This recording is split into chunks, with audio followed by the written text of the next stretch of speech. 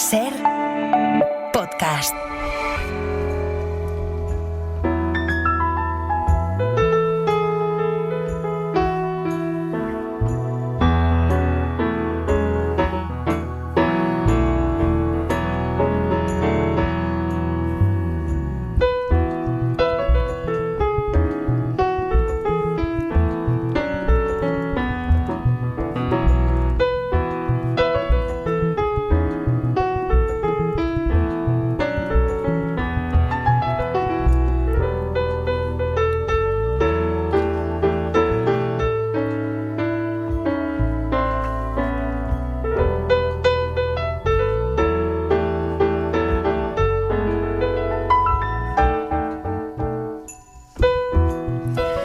Desde Berlín ya está Marc Bassets, corresponsal del País en Alemania. ¿Qué tal, Marc? ¿Cómo estás?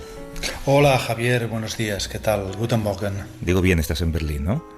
Estoy en Berlín, efectivamente. ¿No tienes, Marc, la impresión de que en estos últimos tiempos, estas últimas semanas, especialmente desde que Trump está en el poder, no tenemos tiempo de escandalizarnos por las cosas que van pasando? Que cuando te intentas escandalizar por algo, ya tienes que escandalizarte por lo siguiente, ¿no?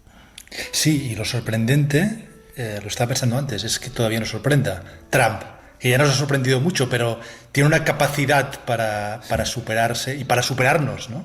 Y para desbordarnos, y para desbordar al mundo y al mapa mundial, increíble, ¿no? Sí.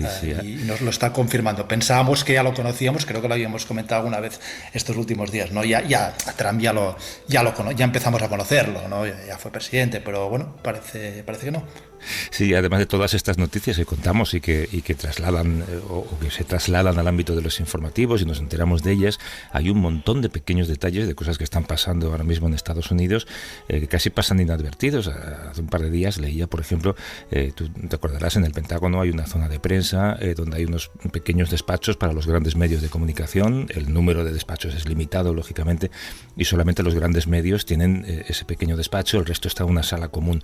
Pues en el Pentágono se ha decidido que medios convencionales como el New York Times o la NPR o Washington Post se les ha obligado a ceder su despacho, y sus despachos han sido concedidos a las grandes redes de la extrema derecha mediática, ¿no? A America One, a Breitbart News, a todos estos. Es una noticia que habría sido, yo qué sé, algo en lo que nos habríamos fijado en cualquier otro momento, pero ahora pasa todo tan deprisa que no nos da tiempo, ¿no? Sí, no lo había visto esto, pero es muy sintomático, de estos tiempos, y estos medios existen en Estados Unidos y existen en otros países. Mira, el otro día estaba en el Bundestag, ¿no? En el Parlamento Federal Alemán, que esta semana ha habido unos debates interesantísimos y muy importantes para la campaña electoral. Pero bueno, te cuento una anécdota colateral. Iba a hablar con un dirigente, un diputado de los Verdes, y de repente aparecieron dos periodistas jóvenes de uno de estos medios de extrema derecha, ¿no? A hostigar, mientras yo iba a hablar con él, al diputado verde. Y el diputado verde, bueno, les dijo: por favor, dejadme en paz, estoy hablando con un periodista. Y no, ellos ahí seguían, bueno, y al final se enfrentó dialécticamente con ellos y consiguió que nos dejasen hablar. Pero este tipo de, entre comillas, ¿no?, medios, porque en realidad muchos son activistas, ya proliferan por todos los sitios. Creo que en España también hay algunos bastante conocidos, ¿no? Y influencers y cosas de estas.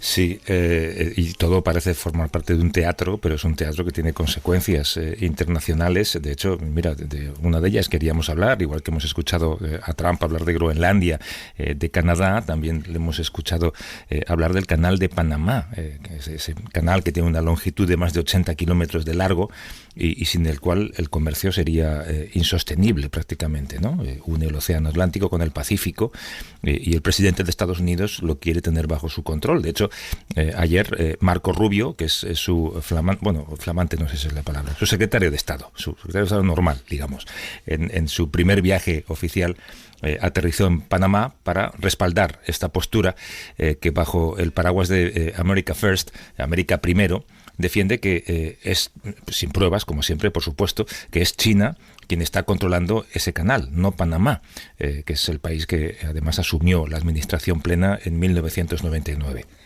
Aunque José Raúl Mulino, que es el presidente panameño, lleva repitiendo en los últimos días que el canal es y va a seguir siendo de Panamá, lo cierto, Marc, es que se mira con preocupación esta idea de Trump por el peso económico que tiene el canal, que es un sitio del que sabemos poco, además. Sí, sí, Javier. Y la historia de la construcción del canal ya es por sí sola una historia fabulosa, épica y trágica. Además, desde finales del siglo XIX, cuando los franceses, con Ferdinand de Lesseps, que fue quien construyó el canal de Suez, inició el proyecto, después los franceses lo abandonaron, lo retomó Estados Unidos, en plena era de expansionismo en su llamado patio trasero, que es la era que ahora Trump quiere revivir, y su estrategia geopolítica va un poco por ahí, en revival de esa época. Estados Unidos construyó el canal a principios del siglo XX, lo hizo suyo, hasta que Jimmy Carter, que acaba de fallecer y fue uno de los puntos de su legado, firmó con Omar Torrijos los acuerdos para entregar en el 99 el canal de Panamá. Hablas, Javier, de lo fundamental que es el canal de Panamá para el comercio internacional, en el fondo para el funcionamiento del mundo tal como es. Curiosamente, el canal también es fundamental para el comercio interno de Estados Unidos. Por ejemplo, para ir de la costa este a la costa oeste, un dato que leí hace unos días en el Washington Post, sin el canal de Panamá se necesitarían 27 días para viajar por mar entre Nueva York y San Francisco, pasando por el Cabo de Hornos en la punta sur del continente americano. Gracias al canal, en vez de 27 días, son 11 días. Y como comentábamos hace un momento, lo sorprendente con Trump es que todavía nos sorprenda, pero nos sorprende. Y esto de pedir a Panamá que le dé el canal por las buenas o por las malas, es uno de, ha hecho lo mismo con Canadá, ha hecho lo mismo con Dinamarca y Groenlandia. Tiene el argumento este de que China, dice él erróneamente, está controlando el Canadá, y también que las tarifas del canal han aumentado y que esto es inaceptable. Veremos qué ocurre con la visita de Marco Rubio y veremos si Trump va en serio, porque esta ya es otra novedad del Trump 2.0, si se le puede llamar así, y es que muchas de las fanfarronadas esta vez parece que sí que van en serio. Vamos a ver. Para hablar de lo que significa esta vía de comercio mundial y para conocer el día a día y cómo se vive desde allí este conflicto, desde Ciudad de Panamá, y además son 6 horas menos, le agradecemos que esté con nosotros, nos atiende Luis Yao Chao, que es secretario general de la Unión de Ingenieros Marinos del Canal de Panamá. ¿Cómo estás, Luis? Buenas noches. Muy buenas noches, Luis Yao, secretario general de la Unión de Ingenieros Marinos, que trabajo en el Canal de Panamá orgullosamente por más de 35 años. Y como todo el mundo sabe, trabajas para el gobierno chino, ¿no? Lastimosamente no. Tengo mi apellido chino, Yao Chao, que es desde la primera ola de emigrantes chinos que llegaron al país en 1850 para la construcción del ferrocarril, y por la parte paterna en 1925, cuando ya estaba en funcionamiento el canal interoceánico. Soy un ejemplo que Panamá es el crisol de raza, porque tenemos dentro de nuestra familia negro, chino, indio y español. ¿Cómo os tomáis allí, Luis, y perdona la broma, cómo os tomáis todo esto que está ocurriendo en torno a lo que es tu lugar de trabajo, que es el Canal de Panamá, esa intención por parte de Trump de intentar hacerse con el control de un lugar que es claramente panameño? Ok, la historia del canal es clara. Los Estados Unidos tuvieron una concesión sobre la franja de tierra donde se les dio para construir el Canal de Panamá y lo administraran. Esto lo tuvieron más o menos, esta concesión, por 97 años, donde el cual el pueblo panameño tuvo que aguantar muchos abusos, incluso segregación racial, porque aquí había dentro del Canal de Panamá, bajo la administración gringa, hasta el año de aproximado 1960-65, en los sucesos del 9 de enero habría lo que se llamaba el Gold Roll y el Silver Roll. Los trabajadores blancos, caucásicos, norteamericanos tenían un salario, y el resto de la población de trabajadores no norteamericanos tenían otra escala salarial. Nosotros recuperamos el canal por los tratados Torrijos-Carter, donde gracias a los apoyos del pueblo panameño y la lucha que se hizo, especialmente que marcó un hito, el 9 de enero de 1964, donde murieron estudiantes, trabajadores, por izar una bandera panameña dentro de la zona del canal, porque esto aquí era un enclave colonial, y con la firma de los tratados Torrijos-Carter en 1977 se empezó el proceso donde se le entrega el canal de Panamá en 1999 al mediodía al pueblo panameño en el control que tenemos ahora mismo, el control, mantenimiento de la vía acuática bajo manos panameñas. El presidente Trump ha inventado, dentro de todas sus mentiras, porque son mentiras, si hay presencia de compañías chinas, pero son 2 puertos en la entrada del canal. Al frente hay otro puerto que es el de PSA, que es de capital de Singapur. Y en el Atlántico, esto en el sector Pacífico, y en el Atlántico hay puertos que uno es Panama Ports, que es de Hutchinson Whampoa. Hay un puerto de Taiwán, hay un puerto que administran una compañía de Estados Unidos, y el ferrocarril transísmico lo administra una compañía norteamericana. Yo creo que el presidente Trump lo que busca es usar una excusa por eliminar o tratar de quebrarle la ruta de la seda al gobierno de la China comunista, porque la China comunista ya tiene más de 80 puertos principales en más de 70 países alrededor del mundo, de los cuales hay 2 en Panamá. Pero lo que sí nosotros tenemos claro como panameños es que el canal es nuestro, nunca ha sido de los Estados Unidos. Ellos lo construyeron más el derecho de tierra, y el territorio es territorio de la República de Panamá. Ellos explotaron el canal, él dice que nos lo dieron, prácticamente por nada nos lo cedió el presidente Jimmy Carter, cosa que se aleja de toda realidad, ya que ellos tuvieron por más de 80 años recibiendo beneficios del canal de Panamá y de la posición geopolítica que se maneja desde la República de Panamá. El presidente Trump no lo entiendo, porque está abriendo mucho frente en menos de un mes de estar en el gobierno, y es preocupante la política de este señor. El señor Marcos Rubio llegó anoche a las 9 de la noche al territorio panameño, y se esperan manifestaciones de la población y el sector obrero en reclamo por la presencia de Rubio y por la política que tiene el señor Donald Trump, con la excusa de que los chinos, el gobierno de la China comunista, se ha tomado el canal de Panamá, cosa que es falso. La administración del canal de Panamá es 100% panameña, pertenece al gobierno de la República de Panamá, y nosotros hemos dejado claro que el canal de Panamá no está en venta, y que el canal de Panamá es del pueblo panameño, y nosotros sabemos que ante una potencia como los Estados Unidos, nosotros no tenemos ejército, pero sí lo que tenemos es dignidad para buscar apoyo y solidaridad con el resto de los países del mundo que es claro que no están de acuerdo con la política expansionista que tiene el señor Donald Trump. Qué buena manera de explicarlo, Luis. Es esto que acaba de decir Marc, lo de no tenemos ejército, pero tenemos dignidad. No se podía expresar mejor. Sí, entonces, buenos días, Luis, desde Berlín, aquí Marc. Entiendo que la amenaza de Trump se toma en serio. ¿Qué ambiente hay estos días en el canal de Panamá entre los trabajadores como usted? ¿Hay miedo? Ok, miedo no tenemos. Nosotros hemos seguido operando el canal, y el canal está operando. Casualmente yo acabo de terminar de trabajar a la 1:30 que terminó mi turno, y todo está normal aquí. Estamos esperando a ver qué sucede, pero lo que sí estamos claros es que nosotros somos un país pequeño y no nos vamos a dejar de los Estados Unidos. Creo que lo tuvimos aquí por 97 años en el territorio de la República de Panamá, y nos aguantamos por generaciones.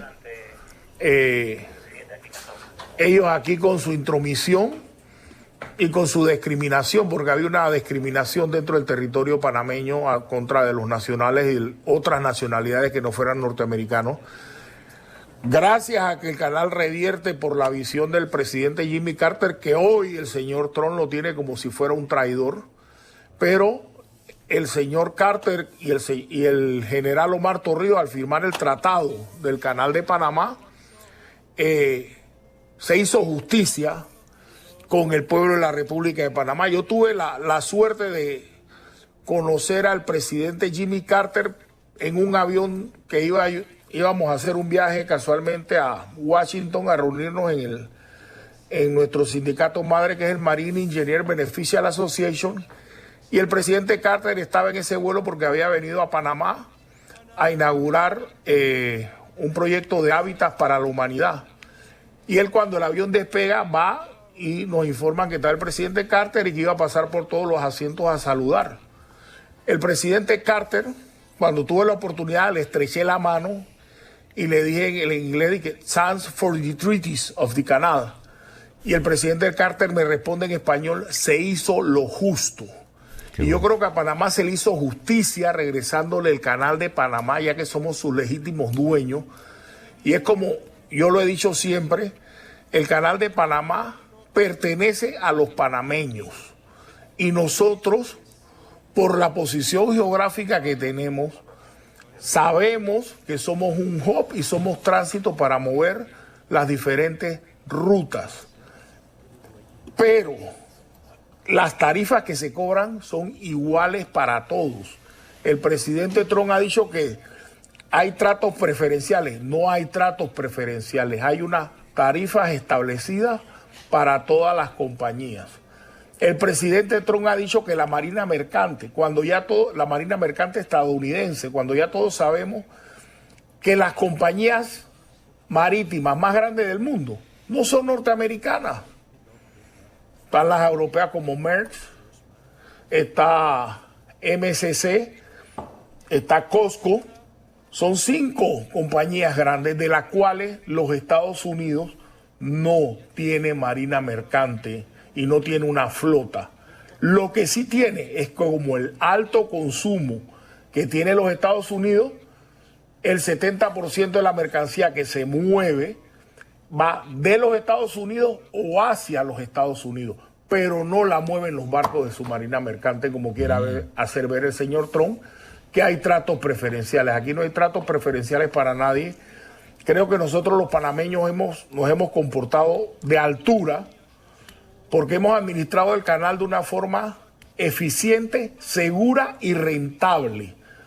Cuando no apostaban que nosotros, que somos un país que a duras penas llegamos a 4 millones de habitantes en el último censo, hemos podido mantener el canal andando. Y no solo andando, lo ampliamos para buques de mayor capacidad. Y yo creo que hay que ser responsable, y yo creo que lo principal que tiene que hacer el presidente Trump es respetar a un pueblo, el cual nosotros somos respetuosos del derecho internacional. Así que exigimos el mismo respeto nosotros como país.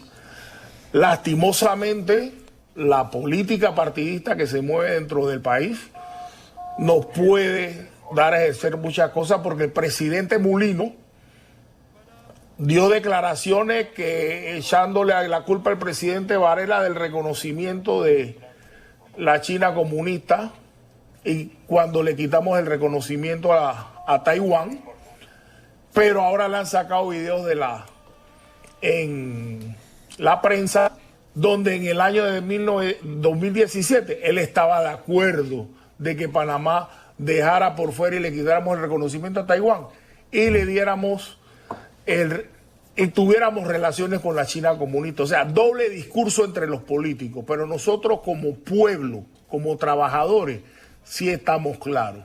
Nosotros vamos a defender este canal y lo vamos a seguir operando. Exigimos respeto y creo que tenemos la dignidad suficiente para mantener nuestro canal. Nos has dado Nos has dado, Luis, todas las claves que necesitábamos. Se hizo lo justo, como te dijo personalmente Jimmy Carter cuando le agradeciste esa transferencia de titularidad del canal. Desde Ciudad de Panamá, son 6 horas menos, hemos charlado con Luis Yao Chao, que es secretario general de la Unión de Ingenieros Marinos del Canal de Panamá. Sé, Luis, porque además nos lo has dicho, que tu turno terminó hace media hora, pero estoy escuchando de fondo un walkie-talkie y me estoy poniendo nervioso porque no quiero provocar un accidente en el canal. No sé si es que... No, la radio que estás escuchando es la radio portátil de aquí de la oficina, porque me quedé en la oficina para poder conversar, ya que el área donde nosotros estamos puedo perder señal de celular, así que para nosotros es muy importante la oportunidad que ustedes nos están dando para dar a conocer la problemática actual y las declaraciones del presidente Trump, que prácticamente está arremetiendo contra medio mundo. Sí, desde luego, y ha empezado por vosotros. Luis, un abrazo fuerte, cuídate mucho y igual volvemos a ti dentro de unos meses si esta cuestión se va calentando poco a poco. Un abrazo. Ok, muchas gracias por la entrevista y nos vemos más adelante. Hasta luego. Pues nada como ir al lugar de los hechos, ¿eh, Marc? Sí, escuchar este testimonio y como tú decías, el sonido de la radio le daba, nos llevaba, nos transportaba ahí, ¿no? Sí, Yo ya veía los barcos en mi cabeza pasando. Es verdad. Oye, además, mira, ha mencionado China, ha mencionado Taiwán, ha mencionado el derecho internacional, son muchas cosas de las que queremos hablar ahora. Vamos a hacer una pequeñísima pausa y enseguida volvemos.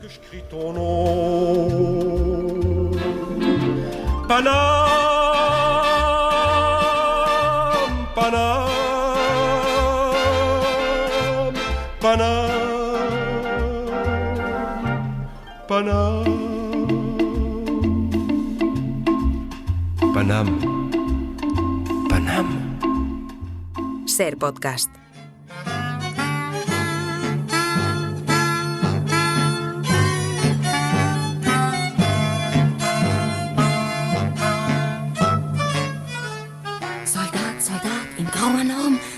Soldat in Uniform, Soldat, ihr seid zu viel. Soldat, das ist kein Spiel. Soldat, ich finde nicht. Soldat, dein Angesicht. Soldaten sehen sich. No sé si esto lo encontraría Shazam. Marc, ¿qué música es esta? Esta es Eva Maria Hagen, la gran actriz alemana de la Alemania del Este y además madre de Nina Hagen. Y la canción se llama Soldat, es una canción pacifista, diría de los años 70. Soldado, se titula la canción.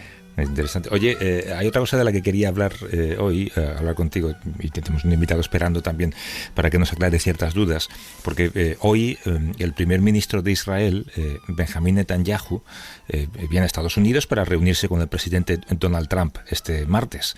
Es el primer mandatario internacional al que Trump va a recibir durante esta administración en la Casa Blanca.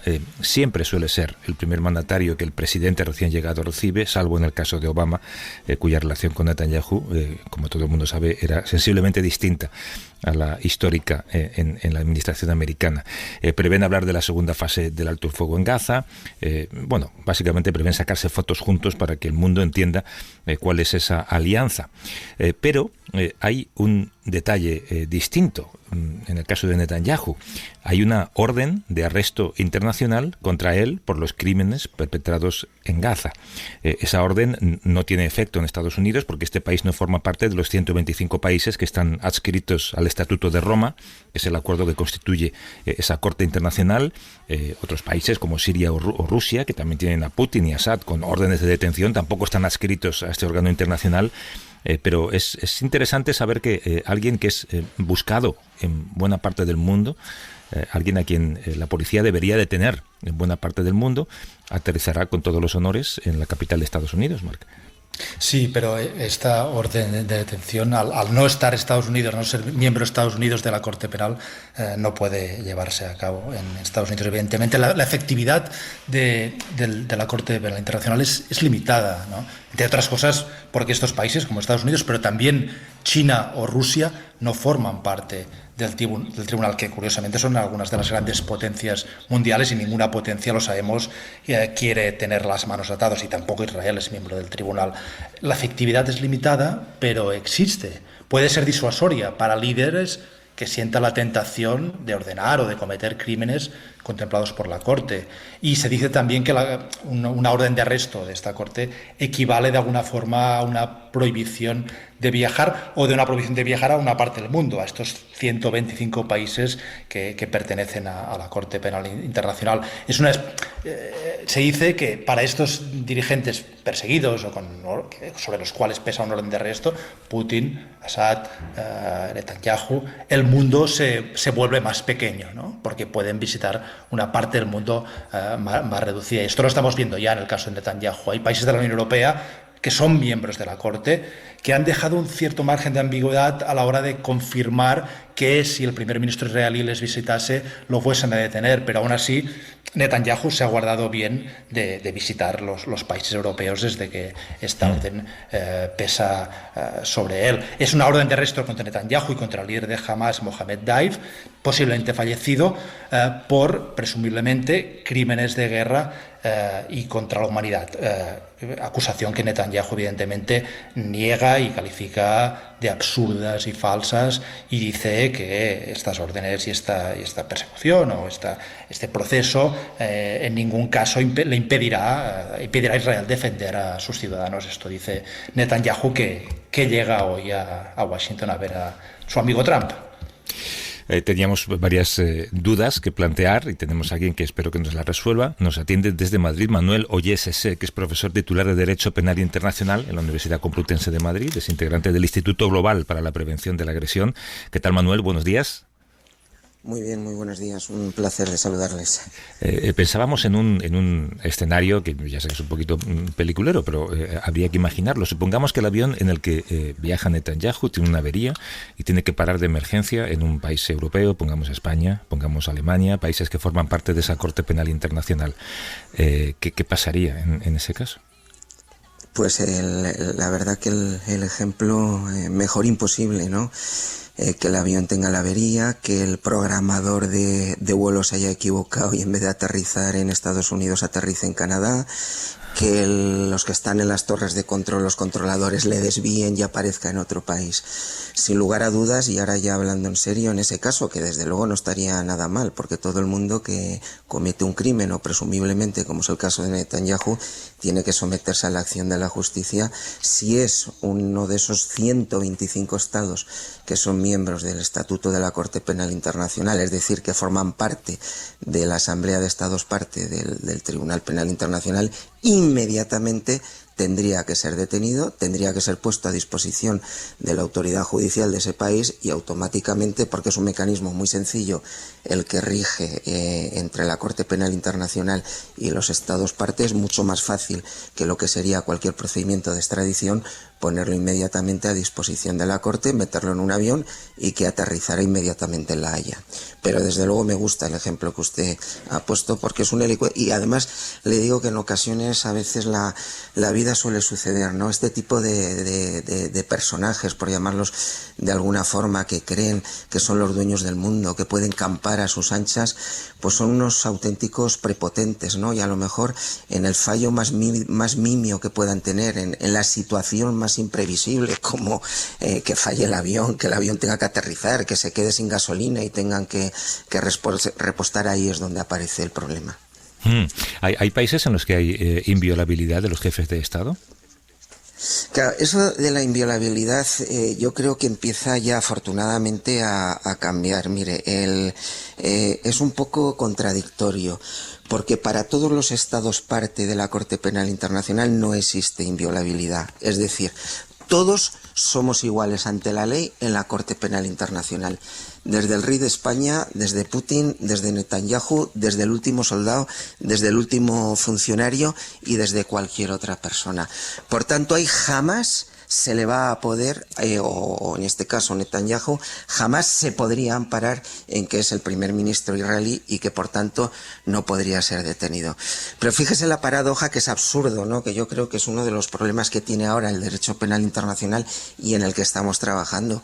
¿por qué si Netanyahu aterrizara en España y pensando, por ejemplo, que la Corte Penal Internacional no tuviera o no hubiera dictado esa orden, por qué no lo podríamos detener en España? ¿Por qué no se le puede detener en cualquier otro país para juzgarlo en una jurisdicción interna? Pues porque el derecho internacional sí respeta hasta este momento que en las jurisdicciones internas no pueden ser enjuiciados las personas que tienen estas o presidentes o primeros ministros, ministros de Asuntos Exteriores, de acuerdo al derecho internacional. Es absurdo. Si una persona comete un crimen de lesa humanidad, como decían ustedes ahora mismo y decía Luis Basset, si comete un crimen de guerra, oiga, el crimen de guerra es igual en todas las partes del mundo y en cualquier parte del mundo se va a tener que enjuiciar. Porque no nos olvidemos que son crímenes internacionales. Estos crímenes ni se han inventado en España, ni en Francia, ni en ningún país. Ha sido la comunidad internacional, a través de Naciones Unidas, quien ha tipificado este crimen, quien lo ha definido, quien le ha otorgado la mayor de las naturalezas, por eso yo les llamo crímenes internacionales de primer grado, y la primera obligación que hay es de persecución, se cometa donde se cometa y se cometa por quien se cometa. Entonces, claro, yo no me imagino que los tres que estamos ahora mismo en audiencia, yo que estoy en Madrid, creo que Luis, hasta donde he entendido, está en Alemania, y usted, Javier, también en Madrid, pues que tuviéramos apendicitis. Y claro, la apendicitis es la misma para todo el mundo, y que resulta que porque yo soy español o estoy en Madrid, sí me lo van a poder operar en un hospital, pero como venga Luis, que es alemán, no, porque es alemán. Es decir, son cosas absurdas, y lo que tenemos que hacer entre todos es unificar de una vez el derecho penal internacional, que dicho sea de paso, bueno, pues llevamos en este momento unos 20, 25 años en lo cual se están instaurando los principios y las bases, y esperemos que esa eficacia que yo comparto plenamente, a la que decía Luis antes, que falta mucho por llegar para que tengamos una Corte Penal Internacional efectiva donde se juzgue no solo a personas, a dirigentes africanos, pero que también ni españoles ni franceses, sino que también a los grandes, a los poderosos, a los responsables que dirigen China, que dirigen Estados Unidos, que dirigen Israel y tantos otros países. Entonces sí tendremos una Corte Penal Internacional en la que yo creo que todos estaremos felices y todos estaremos contentos. Mientras tanto, por la labor que nos queda es ayudarla, auparla y alentarla. Una aclaración, yo ahora estoy en Washington, no en Madrid, y Luis es el padre de Marc. Marc está en Alemania. Luis, yo creo que está en Barcelona, sí, si no me equivoco. Marc. Sí, sí. Hola Manuel, aquí Marc, desde Berlín. No, sí, sí. Para volver Lo había confundido con el que estaba en Panamá, que tengo la cabeza un poco no hay problema. perjudicada. No, sí. Pero Manuel, querría volver a la hipótesis que ponía Javier. Y tener una respuesta clara. Sí. Netanyahu aterriza en Madrid o en Ottawa, sí, o en Montreal. ¿Qué ocurre? ¿Le detienen, sí o no? Absolutamente le tendrían que detener, y en mi opinión, y por lo menos en Madrid, que es donde estoy yo ahora, probablemente quien incumpliera la detención en virtud de la orden que hay por la Sala de Cuestiones Preliminares de la Corte Penal Internacional, si fueran autoridades españolas, yo me tentaría mucho las ropas en no cumplir esa orden, porque lógicamente incurriría en España en responsabilidad penal, prevaricación o lo que fuera, porque no he incumplido una orden que tengo la obligación de cumplir, y automáticamente se pondría a disposición de la autoridad judicial, y supongo que inmediatamente lo subirían a un avión, se legalizaría toda la situación y ese avión se llevaría directamente a La Haya. Porque además no olvidemos, la Corte Penal Internacional no tiene una policía propia, se tiene que valer de la cooperación de los Estados, y en este caso sería el Estado español o el Estado que fuera donde aterrizara en ese momento Netanyahu. Pero no lo duden, es imperativo, y lo dice el Estatuto de Roma. Los Estados partes tienen que obligar y tienen que cumplir esa orden internacional. Pero más allá que lo diga el Estatuto, es que la propia naturaleza del crimen lo exige, porque son crímenes que son perseguibles en todo el mundo, se cometan, como he dicho antes, donde se cometan, y se cometan por quien se cometan. Claro, pero Israel tampoco forma parte de esa Corte Penal Internacional, ¿no? Supongo que todo esto le suena a broma a ese país. Claro, Israel no forma parte de la Corte Penal Internacional, pero Israel tiene que tener en cuenta que tiene muy buenos estudiosos y hacen muy buenos dictámenes, y como ellos muy bien saben, que la jurisdicción o la competencia de la Corte Penal Internacional tiene, entre otros criterios, que no quiero cansar a sus oyentes ni que le corten el programa porque empiece yo a decir cosas extrañas, el principio de territorialidad. ¿Qué significa? Que la Corte Penal Internacional puede enjuiciar los hechos que se cometan en un Estado parte. El Estado palestino es Estado parte del Estatuto de la Corte Penal Internacional. Por tanto, puede enjuiciar y tiene competencia para enjuiciar esos crímenes. Los cometa quien los cometa, aunque los cometan personas que pertenecen a Estados o nacionales de Estados que no son parte de la Corte Penal Internacional. Por tanto, la jurisdicción o la competencia, la jurisdicción y competencia la tiene toda la Corte Penal Internacional. No nos olvidemos, la Corte Penal Internacional actúa en segundo lugar, actúa con un criterio subsidiario, es lo que nosotros llamamos el principio de complementariedad, porque el Estatuto de Roma no quiere que traigan asuntos a la Corte Penal Internacional. Lo que se pretende es que en el lugar donde se cometen los hechos se juzguen. Y solo cuando en ese lugar no se juzgan, porque como dice el Estatuto, con otras palabras, para tratar de hacerlo lo más fácil que pueda, cuando ese Estado no quiere, no le da la gana, si se me permite la expresión, o no puede, por razones que son estados fallidos, porque tiene una mala administración de justicia, es cuando interviene la Corte Penal Internacional con el fin de procurar la justicia y desde luego de combatir la impunidad de esos aberrantes crímenes que se están produciendo. Y además ya, como creo que decía alguno de ustedes, desde el año 2021 se disipó por parte de la Corte Penal Internacional cualquier problema y dijo claramente en una decisión del 21 que tenía jurisdicción por los crímenes que se pudieran cometer tanto en Palestina como en Gaza, como en Cisjordania y como en Jerusalén Oriental.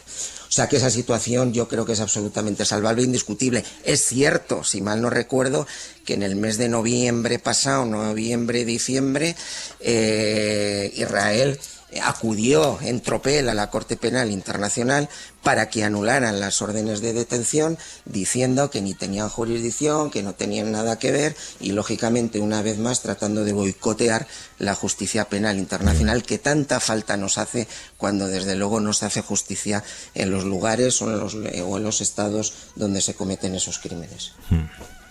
Sí, Manuel, ¿y usted qué prevé que pasará con este caso o con el de Vladimir Putin? Porque ahora tenemos dirigentes, primeros ministros, jefes de Estado muy relevantes, claro, que están además, buscados. Sí. La pregunta que me hace es un poco contradictorio con lo que acabo de decir, porque claro, Mongolia es parte del Estatuto de la Corte Penal Internacional y hace 2 o 3 meses Putin viajó a Mongolia. Mongolia no hizo ni caso, lo dejó ir por un lado, por otro, y ni le detuvo ni lo puso a disposición de la Corte Penal Internacional, ¿no? Lo que se ha hecho por parte de la Corte es dar parte, por decirlo de alguna forma, o denunciarlo a la Asamblea de Estados parte para decir, oiga, Mongolia, que es un Estado que tenía que haberlo detenido y haberlo puesto a disposición, pues ha hecho caso omiso, ha mirado para otro lado y se ha puesto de perfil. Recordemos también lo que pasó con al-Bashir, con el presidente de Sudán, que viajó hasta donde recuerdo, no sé si fueron 15, 16 órdenes de detención por todo el mundo y nadie le metió mano, y lo mismo podíamos decir con Gaddafi. Y efectivamente ese es el tema, ¿no? ¿Quién le pone el cascabel al gato en este tipo de situaciones? Decía Benjamin Ferenczen, ¿no? El que falleció hace 2 o 3 años, el último fiscal que quedaba vivo de los juicios de Nuremberg, que precisamente es el que creó el instituto al que pertenezco yo ahora de prevención para del crimen de agresión, y decía que los sistemas internacionales de justicia todavía dependen de la buena voluntad de los estados. Pues yo creo que no, que por utópicos que tengamos que ser, que creo que hay que serlo en materia de justicia, el derecho es el derecho internacional es el derecho internacional, y los estados lo que tienen que hacer es cumplirlo. Sí, y no sé, llegará un momento que se despitarán, que por prepotencia irán a otro estado, serán detenidos y serán puestos a disposición, o al revés, que los estados, los sistemas políticos internos cambiarán y a lo mejor pues hay esa suerte que realmente se hace la justicia que todos Es muy queremos. difícil que veamos Fíjese, esa fotografía, sí. En el caso de Netanyahu. Yo creo que tengo que despedirle porque tenemos una desconexión dentro de un ratito y vamos un poco mal de tiempo. Nos atendió desde Madrid Manuel Ollesese, que es profesor titular de Derecho Penal Internacional en la Universidad Complutense, integrante del Instituto Global para la Prevención de la Agresión. Gracias por las explicaciones y por esta masterclass, Manuel. Un abrazo. Un abrazo, muchas gracias, a su disposición. Y a Marc, que tengas buena semana y que tengas por lo menos un huequito para escandalizarte cada día y luego ya pues pasas a lo siguiente, como decíamos al principio. Cuídate, Muy bien. Hasta luego. Gracias, Javier, hasta luego. Un abrazo.